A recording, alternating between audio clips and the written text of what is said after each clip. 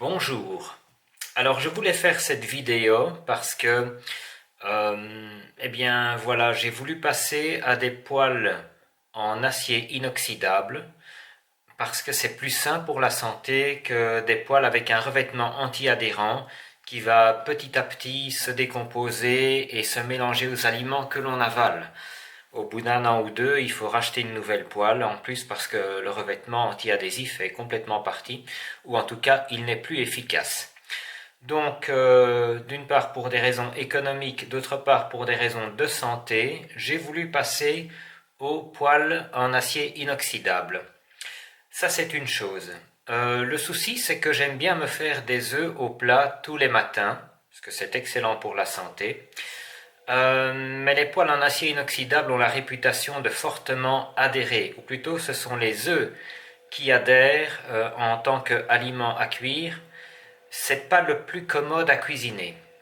Bon, j'ai consulté comme vous plein de vidéos sur YouTube qui expliquent comment faire chauffer la poêle, etc. Mais ces vidéos ne m'ont pas apporté la solution. Et à force d'expérimenter, j'ai trouvé enfin comment faire. Le secret n'est pas tellement dans la chaleur de la poêle, mais plutôt dans la matière grasse qui va être utilisée.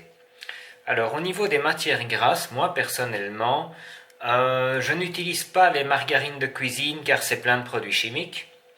C'est pas top pour la santé non plus.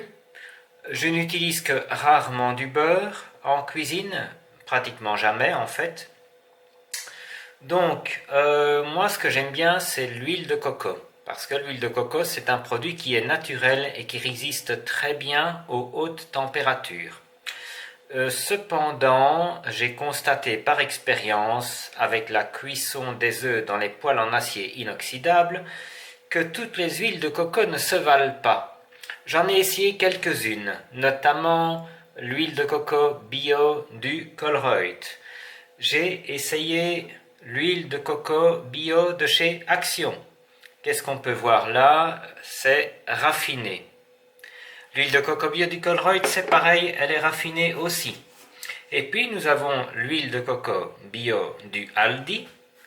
Alors, ils ne disent pas qu'elle est raffinée, mais elle n'a pas de goût de coco. Elle est neutre.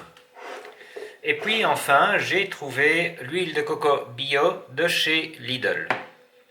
Celle-ci conserve l'arôme de noix de coco. Rassurez-vous, c'est léger. Alors, pourquoi il y a une différence que certaines huiles ont un goût et d'autres pas?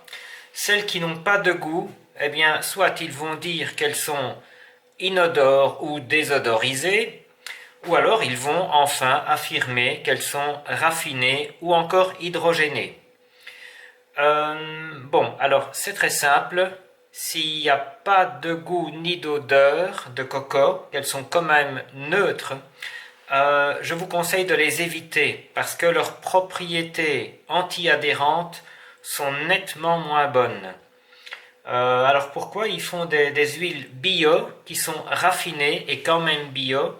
C'est parce que contrairement aux autres huiles, où là on peut utiliser de l'acide carrément pour extraire le maximum d'huile du produit brut, avec l'huile de coco, ce serait plutôt de la vapeur bouillante qui va permettre d'extraire le maximum de matière grasse. Cependant, il semblerait que ça fasse partir l'odeur. Et donc, du coup, elle devient neutre. Bon, quoi qu'il en soit, l'huile de coco qui a conservé son arôme est la meilleure en cuisson. Donc, celle-ci vient de chez Lidl.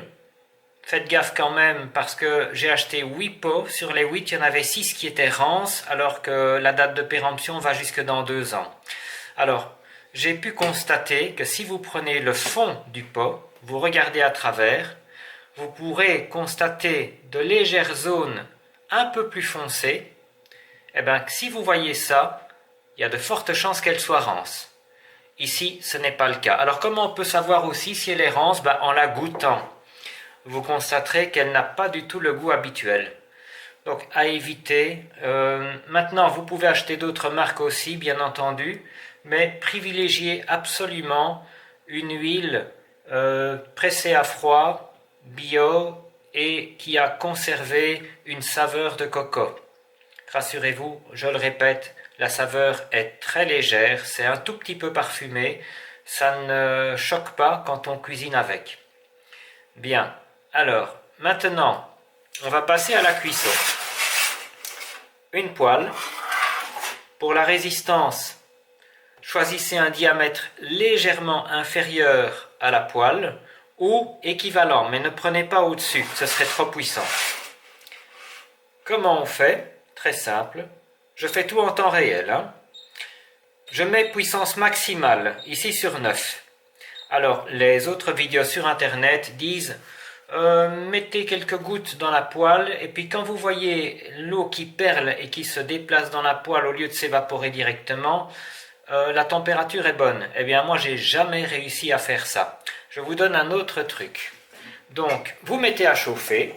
Ça va prendre 1 à 2 minutes. Et puis, vous mettez quelques gouttes dedans, comme maintenant. Même si elle est froide, c'est pas grave, ça va chauffer. Et vous allez voir quand c'est bon pour ajouter la matière grasse. Pendant ce temps-là, on va déjà se préparer.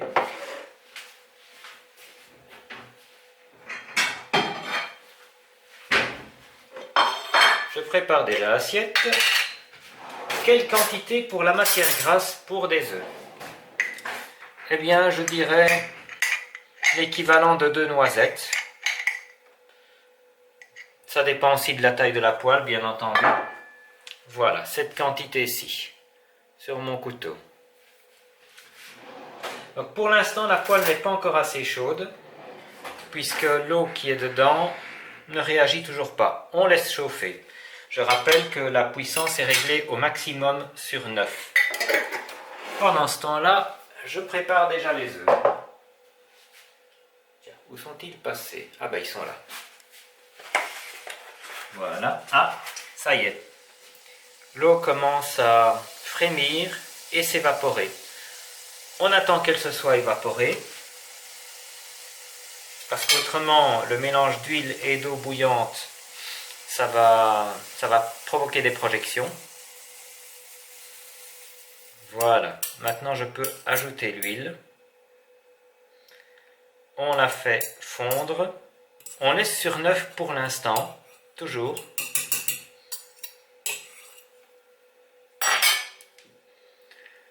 Je la passe bien partout dans le fond de la poêle. Voilà, je peux même incliner pour faire couler de l'huile partout. Maintenant, j'attends encore un tout petit peu.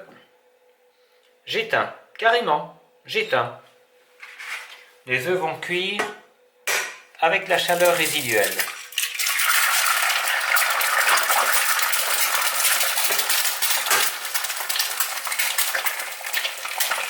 Voilà.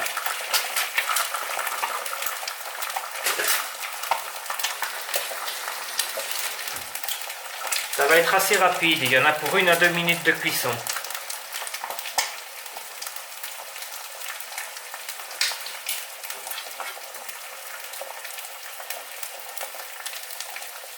Je peux éventuellement aider un peu en étalant, parce que quand les œufs sont frais, le blanc est très collant autour du jaune, il est très agglutiné, et donc c'est beaucoup plus épais et un peu plus difficile à cuire. Voilà.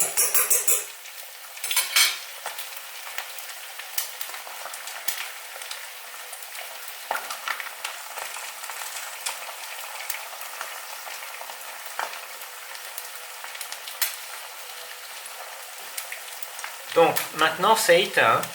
J'ai coupé la résistance avant de mettre les œufs. Je le rappelle, ça chauffe, ça cuit avec la chaleur résiduelle.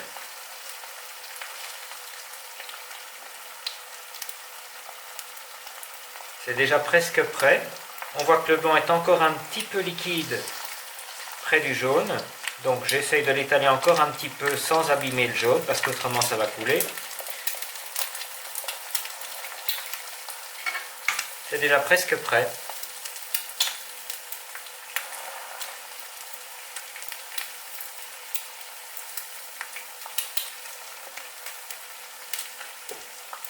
Alors évidemment, pour enlever des œufs, il faudra quand même une spatule, mais ça ne va pas fort adhérer, vous allez voir.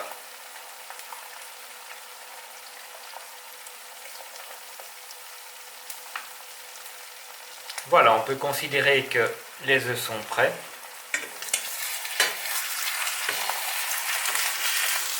Et voilà, regardez, c'est sorti tout seul. Pratiquement aucune adhérence. Voilà, s'il vous plaît.